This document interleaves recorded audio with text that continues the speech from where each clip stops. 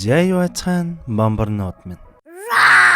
Алдарч юу он цуурлаа дуусгацсан юм чин одоо өмнөд Солонгосын Домог аймшигын цуурлуудын нэг болох Дан Охидын сургуулийн аймшигт үйл явдлуудын тухай гардаг Whispering Corridors дуусах удаа. Бомборнуудын маань мэдэж байгаачлан энэхүү цуврал нь нийт 6 ангитай ба хэдийнэ 3 ангийг оруулсан байгаа. Өмнөх ангиудыг нь үзмээр байвал сувг руугаа ороод бичлэгүүдээ гүйлгээд эсвэл тусад нь Whispering Corridors гэх плейлист үүсгэчихсэн байгаа. Тэндээс нь шууд дараалалаар нь үзэж болно шүү. Яг тэгэхээр олон юм яриад явах уу Whispering Corridors цувралынхаа 4 дахь анги болох 2005 оны Voice нэртэй кино руугаа орцгоё.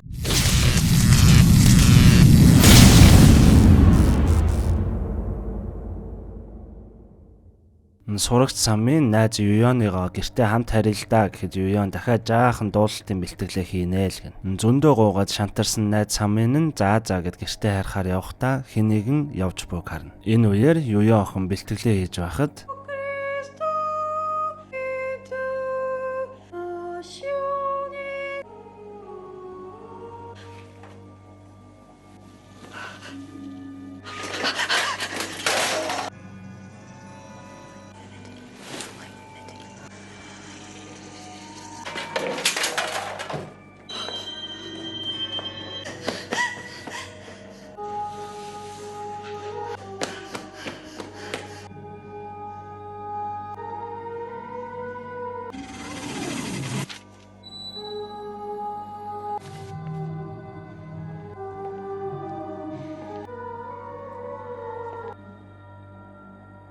маргааш нь Юён охин юу ч болоогүй мэт сургууль дээрээс ирэх ба багштайгаа мэдлэхэд өнөөхөн ногт тоохгүй л яваад байгаа.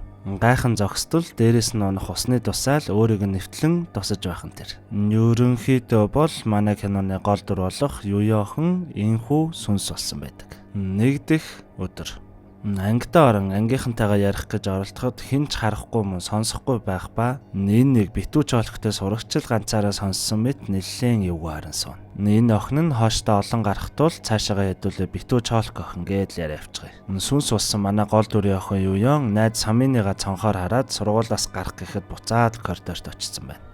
Дахин оролцсон ч сургуулаас огт гарч чаддаггүй. Бүх зүйл гайхан орилоход сургуулийн гадаа явж буй найз Самин нь Юёны орилохыг сонсох шиг л болно. Юёны утас дуурахад яагаад ч юм дууны багш нь утсыг нь барин зогсож байх нь тэр. Сургуулийн коридорт дууны багштайгаа таарахад өнөөх нь мэдээж л харахгүй яваад л өгнө. Найз Самин нь хичээл эрхлэгчдэр очин Юёныг байхгүй байгаа хэлтэл өөдөөс нь Юёны аав нь ярьсан өнөөдөр ээжийнх нь өнгөрсөн өдөрт бол хичээлдээ ирэхгүй гэсэн зүгээрээ л. Үүнийг нь харан зогссон Юён охин найз Саминыгаа нэрээр нь дуудтал өнөөх нь нэрээр сонсож байгаа мэт гайхан хардаг. Самин нь сургуулийнхаа завсарлагаанаар явдаг FM-ийг хөтэлдэг ба яг эхлэж байхад хажууд нь байсан Юён Самина би байна Юён байна чи сонсож байна уу гэж ярихад найз нь үнийг маш тодор сонсох ба баараг л цус харуунгаа алтна. Энэ үеэр дууны багш нь ороолтой аван толинд харахад хоолоон дээр нь маш том хагалгааны гэмээр сорив байхан тэр. Найз Самин нь сургуулийн эмнэлэгт хэвтэж байхад сүнс олсон манай Юён би байна гэж зөндөө хэлснээр ашгүй нэг найз нь итгэж ногт харагдахгүй байгаа найзтайгаа ярилцаж эхэлдэг. Сургуулийн сантехникийн өрөөнд орон ярилцахад Юён охин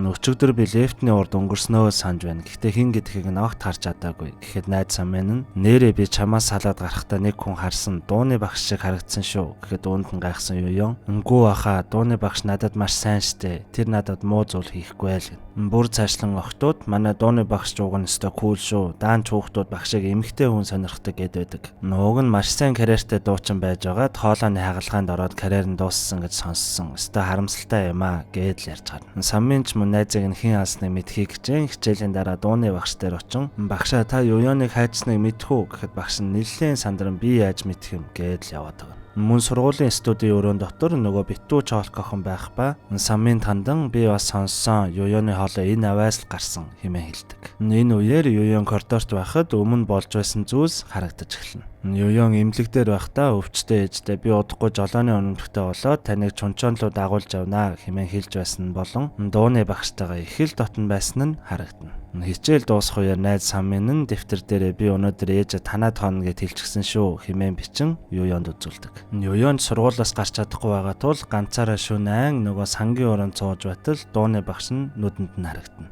Яг энэтэй зэрэгцээд найз Самын нь ашгүй хашаад аваад ороод ирдэг. Мань хоёр ч дууны багшигаа сэжиглэж байгаа тул дууны өрөөрөө ортол Юёны утас газар хэвтэж байх ба цаад өрөөг нь үзтэл багш нь хоолоогоо боомлон өнгөрсөн байх нь тэр. Цагтаа сэргийлэгч бол Самын охин гэртээ харж Юён ганцаар үлдэнэ. Хоёр дахь өдөр маргааш нь болоход хүүхдүүд дууны багшиг Юёнтай хайр сэтгэлийн холбоотой байсан тул одоо нэг нь хичээлдээ ирэхэ болж нөгөө 8 орсон гэдэл цуурч гардаг. Үүнд нь найз Самын нь мэдээж маш их уурлан дээвэр дээр гарна тамхи татхад нөгөө Битүү Чолк охин ч гэсэн тамхи татан зогсож байдаг. Тэгснэ Битүү Чолк охин Юён өнгөрцөн биз дээ. Би хоолойг нь сонссон. Би хар багасаа л хүүхсдийн дууг сонсдог байсан л хэмээн хэлдэг. Самын ч үүнд нь гайхан Чолк охинтой дахин ярилцахаар номын санд байхад нь яван очдог. Гэтэл Чолк охин Самынд хандан чи ер нь яаж Юёныг сонсоод байгаагаа мэдж байгаа юу? Юёнт хоёр шиг маш нарийн нандин холбоотой хүмүүс л үхсэн амьд хоёр нэгнийгаа сонсож чаддаг. Харин чи Юёныг хизээ нэгэн цагт мартах үед Юёны сүнс чамд сонсогдохоо болж мөн харагдгаач болно хэмээн эвгүй зүйлс хэлдэг. Манай Юён ч мэдээж үүнийг хажууд нь зогсон сонсож байх нь тэр. Юён нөгөө коридорт байхад бас л өнгөрсөнд босон зүйлсийг харж эхэлнэ. Дууны хичээлийн үеэр багш нь хөгжим тоглон өөрөө дуулж байхад багш нь болон бүх хүүхдүүд Юёны дуулах чадварыг бишрэн сууна. Гэтэл гинтэл цаанаас нь яг өөртөө нэжлэх нэгэн сүнс охин өөрийг нь харан зогсож байх нь тэр. Ингэснээр манай хоёр Юёноос өөр нэгэн сүнс ч мөн энэ бүх хугацаанд сургууль дотор байсныг олж мэднэ. Тэгснэ Юён манай өнгөрсөн ээж яг л над шиг сүнс болсон байхдаа гэрт байдаг зураг дээр ээж их л сайхан инээсэн байдаг. Чи мэдэн штэ те гэхэд найз Самын нь юу вэ чи намайг огт гэртээ аваачж байгаагүй штэ. Хэмээн хэлэхэд Юён ч бүр ой санамж алдсан хүн шиг л гайхан зогсно. Манай энэ Юёны ой санамж нь өнгөрснөөс нь хойш бас нэг л биш байх шиг байгаа. Охтууд ийхүү ярилцсан суухад сүнс болсон Юён нэгэн чимээ сонсон тэр зүгт явбал лифт онгон гинтэл нэг эвгүй зүйл өөдөөс нь ирснээ манай хоёр хоёулаа ухаан алдан байна. Юён ч найзаасаа дэмий зүйлс рүү дагуулж явсандаа уучлалтгүй харагдана. 3 дахь өдөр Самын гадаа сууж байхад Битүү Чолк охин ирснэ. Танаа найз Юён ер нь өгсөн юм бол би энэ ер нь хаана байгаа юм бэ гэхэд Самын мэдгүй өөрөө бол лифтний урд л өнгөрсөн гэсэн. Гэхдээ одоогоор хэн ч юу ч хараагүй байна хэмээн хэлнэ. Гэтэл Битүү Чолк охин нэгэн эвгүй зүйл хэлхэн тэр. Тэр нь хэдийнэ өнгөрсөн хүний хэлсэн үг болгонд нь итгэх хэрэггүй шүү. Сүнснүүд зөвхөн өөрийнхөө хүссэн зүйлээ санаж байдаг хэмээн хэлсэн байдаг. Энэ хоёрыг ийхүү ярилцсан байхыг сургууль дотроос манай Юён мэдээж харж зогсдог. Юёныг ийхүү коридортой зогсож байхад сургуулийнх нь хоёр багш хажуугаар нь өнгөрөхдөө дууны багш анхны сургууль дээр амиа оруулсан тохиолдол биш ээ. Өмнө Хёжун гэдэг нэг сурагч бас амиа оруулж байсан. Ингээд л ярин явдаг. Манай Юён сонирчрхан хамт лифтэнд суутал дээд давхрынх нь лифтний хаалга онгойж нэгэн сурагч санаандгүй төрж явж байсан зүйлээ унгахснаар энэ Юёны өгсөн бие нь олддог. Яг үнэндээ Юёны өгсөн бие лифтний урд биш лифтний дээр байсан байдаг. Бүхэл сурагч Юёныг өгсөн байна хэмээн орилтоход найз Самын сандран очиход нэрэл хамгийн сайн найзынх нь өнгөрөөд хөрсөн бие нь байж байдаг. Хүүхдүүд ч нөгөө цуу яриагаа дахин ярих үед Самын тэсэлгүй очоод гар зурулдаг. Дээвэр дээр Самын болон Битүү Чолк сурагч хоёр тамхилан суухад Самын нэрэл чиний хэлсэн үний юм шиг байна. Юён намайг гэртээ огт аваачаагүй байсан мөртлөө тэрийг санахгүй байсан. Бас лифтний урд өнгөрсөн гэсэн ч лифтний дээр байсан. Юён юмнуудаа буруу санаад байгаа. Эсвэл надад худлаа хэлээд л байгаа юм шиг байна. Ер нь гэрлүү нь очиж үзье л гэн. Самын Битүү Чолк хоёр охин Юёны гэрлүү очиж үзтэл ээжтэйгээ авахсан зурагнуудын ээжийнхаа нүүрний эсхийг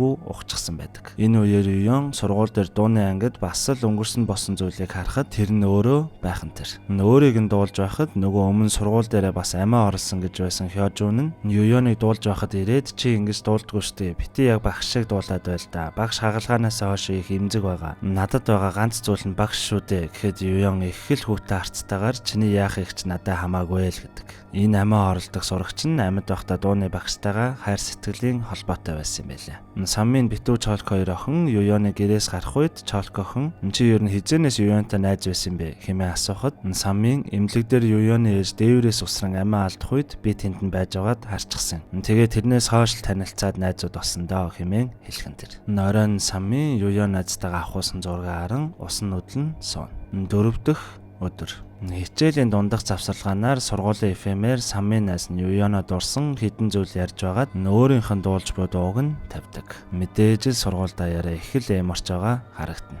Самын охин найздаа нэг л итгэхэ байсан тул Юёныг сонсохгүй байгаа мэт анж эхэлсэн байдаг ба манай Юён найзаасаа би ядаж өөрийгөө яаж ухснаа мэдчмээр өстэй. Өмнө нь амиа оруулсан Хёжу надтай холбоотой юм шиг байна. Үзээд өгөөч л гэд гуугаад байдаг. Самын ч багшаасаа тэр сурагчийн өмнөх бичлэгийг нь аван үзтэл Юёнтой бүр яг ижилхэн хоолойтой байх ба тэр сурагч нь яагаад амиа оруулсан тухай хэдүүлээ олж мэднэ. Багш нь хагалгаанд орон дуулж чадхаа байсан тул хичээлийн үеэр тэр амиа оруулсан Хёжун охин дуулдаг байж. Ингэснээр өдөр өнгөрөх тусам багштай дурлан үүнийг нь ч бусад сурагчид мэдэн бүлэдэж эхэлсэн тул сургууль дээрээ амиа оруулсан байдаг. Охтоо дахин нөгөө сантехникийн өрөөндөө уулзсан ярилцахад найз Самын нь шууд л хэлээд хайдаг. Чиний ой санамж нэг л буруу байх шиг байна. Эсвэл чи надад худлаа яриад байна. Би ерөн залхаж байна. Чамаа хэн алсныг мэдлээ гэж буцаад амлахгүй штэ гэж хэлээд л гараад явчихна. Самминыг буцан анги руугаа явж байхад битүү Чолк охин тааралдах ба гинтэл сургуулийн тоог тасарч өмнө амиа оруулсан сурагч Хёжуны сүнс гарч ирээд охтуудыг алахаар өөрийн амиа оруулсан лифт рүү шахаж эхэлдэг. Яг энэ үедээ зэрэгцэн манай Юёны сүнс ирэн нөгөө сүнс буюу Хёжуны сүнс рүү гуй одоо бойл чиний хүсэж байгаа зүйл чинь зөвхөн би шүү дээ хэмээн хэлэхэд сургуулийн дотоод холбоогоор бүх сурагчдад сонсогдсон сурагчид үүмэлдэж эхэлдэг. Ашгүй найзаагаа аварч чадсан Юёнч нөгөө охины араас хөөн очтол тэр нь яг үнэндээ өөрөө байж таардаг. Юён охины өөрийнх нь нөгөө тал буюу яг жинхэнэ төрхөн инхүү гарч ирснээр үгснээсээ болоод өөрийгөө их л гэмгүү мэт бодож явсан манай Юёнд өөрийнх нь жинхэнэ төрхийг хэлдэг. Инхүү каноны турш ойлгомжгүй байсан бүх зүйлсийг хэдүүлээ ойлгож авна. Яг үнэндээ ээж нь маш удаан өвчтөй байсан тул гэрийн санхүүгийн байдал мөн байнга эмнэлэгт ээжигээс ахих зэрэгээс залхсан Юён ээжтэй та одоо явах болсон юм биш үү хэмээн хэлэн амийг нь хорлуулсан. Дууны багштайгаа хайр сэтгэлийн холбоотой байсан Хёжуны амиа оруулснаас хойш багштайгаа их л дотн байсан тул амиа оруулсан Хёжуны охины сүнс манай үнийг алсан. Амиа оруулсан сурагч Хёжун нь багштайгаа хайр сэтгэлийн холбоотой байсан учраас өгсөн ч сүнс нь байгаад багштайгаа холбогдоод байсан тул тэрхүү сурагчаас өшөө авахын тулд манай Юён өөрөө өнгөрснөөхөө дараа багшигаа алсан. Ингэснээр өөрийг нь алсан Хёжуны сүнсч бүр мөсөн алга болсон байдаг. Сүүлийн өдөр найз Самын нь битүү Чолк сурагчтай дээвэр дээр тамхи татаж байх ба бүх зүйлсийг хэдийнэ ойлгож мэдсэн манай Юён одоо л бүгдийг тайван орхиод явах гэж байна уу гэлтэй хоол идэж буй сурагчдыг их л зөөлхнөөр харан зогсно. Юёны сандал ширээг ангаас нь аваад гарахад чихвчнийх нь хөгжим унан үүнийг найз Самын нь авч сонссноор хуучин уюудад дурсан найз Юёноо шууд л хайж эхэлдэг. Яг энэ үеэр Юён нөгөө өрөөндөө байж байхад бас л өөрийнх нь үнэн төрхөн дахин гарч ирснээр хамгийн сүүлийн бөгөөд хамгийн хатуу үнэнг нь хэлдэг. Тэр нь манай Юёны дахин амьдрах хүсэл байдаг. Бүх үнэнгээ сонсон эвлэрсэн манай Юён битүү Чолк сурагчийг Самминыг хайгаад орж ирэхэд нь маш хэрцгийгээр алдаг. Нэг сарын дараа Саммин ээжийн хамт сургууль дээр ирэх ба ээж нь багшид хандан одоо манай Саммин дайжгүй хаа сэтгэл санаа нь хэцүү байсан учраас эмнэлэгт хэвтүүлсэн. Эмчилгээ маш сайн хийлгсэн. Саммин ч өөрийн шүүгээгээ онгойлгон толинд нь наваа удлаа шүү, хайртай шүү Саммина хэмээн хэлдэг. Самын охин ээжтэйгээ сургуулиас гарахдаа яг л өмнө Юён охин ээжтэй хэлж байсан шиг ээжээ би удахгүй жолооны үнэмлэхтэй болоод таныг аваад чунчоо явнаа гэж хэлж байгаагаас нь харуул манай Юён хэдийнэ найз Самминыхаа биеийг эзлэн ахин амьдарч эхэлснийг илтгэж буй текстээр кино маань дуустдаг. Яа нэх амар тэгэж цочоогод байхгүй ч гэсэн ямар их ухуулсан ямар их бодуулсан эвгүй анги байваа бас л. Одоо тэгээ цаана бүхэл бүтэн 2 анги байгаа тул манай бамбарнууд юу ихэ мэдж байгаа штэ тий. Сабадараа л сүсгэлээ байж байгаарай.